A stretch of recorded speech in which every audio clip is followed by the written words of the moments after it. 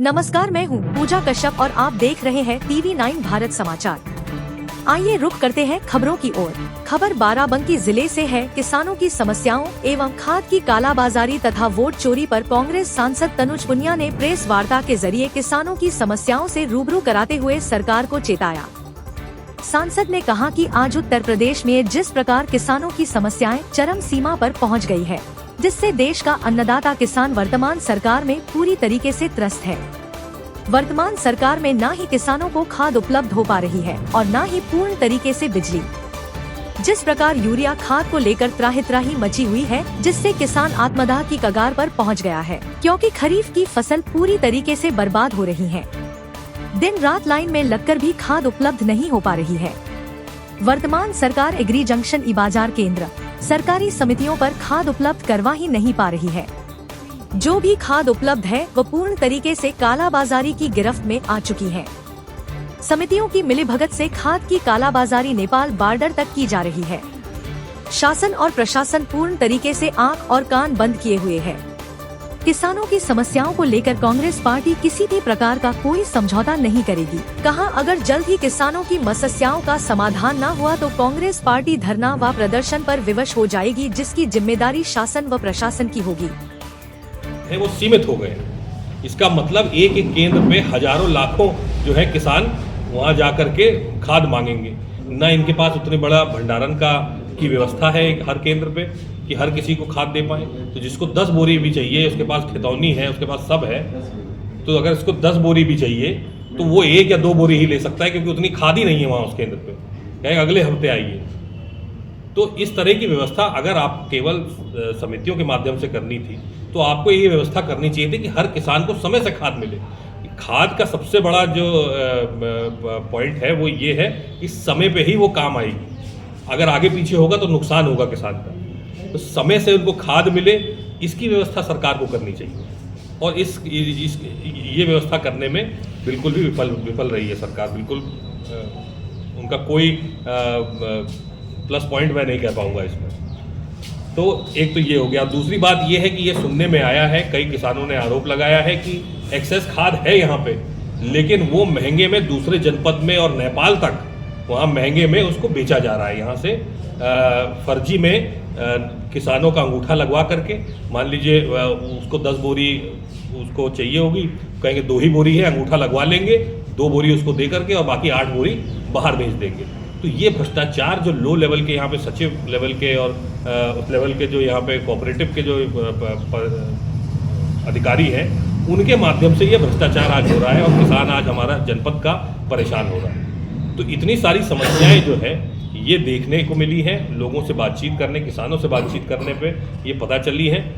और आपके माध्यम से ये हम सरकार को और प्रशासन को भी बताना चाह रहे हैं, इस पर कड़ी कार्रवाई हो, नहीं तो हम लोग धरना भी देंगे, विरोध प्रदर्शन भी करेंगे और हर हाल में हर समय हम लोग किसानों के साथ कंधे से कंधा मिला करके खड़े रहेंगे।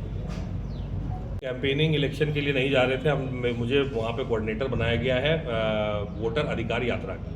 तो वोटर अधिकार यात्रा एक बहुत बड़ा एक जो आप षड्यंत्र समझ लगीजिए, सरकार और इलेक्शन कमीशन की मिलीभगत के द्वारा जिस तरह से उन्होंने लोकसभा चुनाव में भी वोटों का नुकसान किया इंडिया गठबंधन का, लगभग आंकड़ा ये लगाया जा रहा है कि 1 लाख वोट हर जनपद में इन्होंने डैमेज किया है इलेक्शन कमीशन के द्वारा।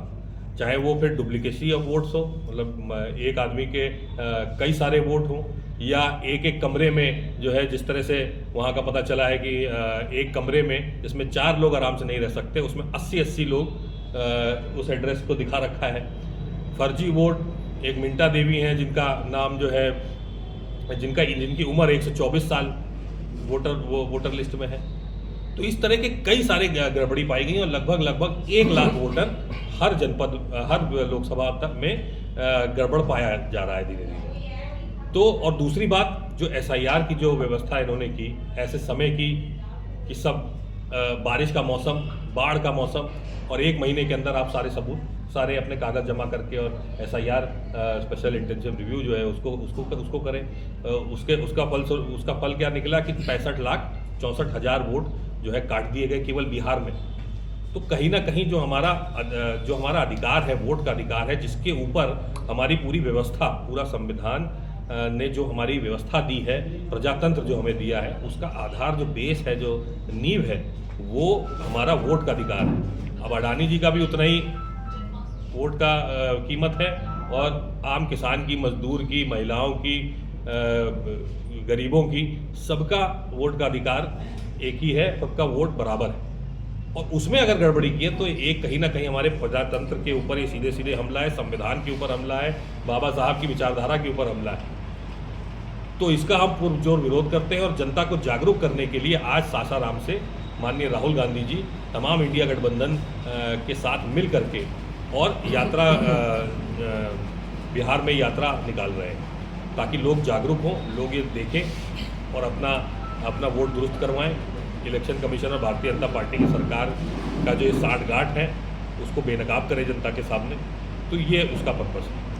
संसद जी कह रहे हैं कि बाराबंकी भी क्या वोटों की गड़बड़ी हुई थी आपके बिल्कुल इलेक्शन? मैं मानता हूँ। जब आप चुनाव जीते हैं तो क्या आपके साथ भी ऐसा हुआ? बिल्कुल मानता हूँ मैं कि गड़बड़ी हुई है। ये जो 2.25 लाख का मार्जिन है, ये 3 लाख का मार्जिन होना चाहिए था, क्योंकि कई जगह से जो फ़ोन आया कि लास्ट लिस्ट में हमारा नाम है, हमारे पूरे परिवार का नाम है, और फाइनल लिस्ट जब वहाँ पे वोट करने जा रहे हैं तो उस पर कट मार के और आधे परिवार को हटा दिया, डिलीटेड लिख दिया।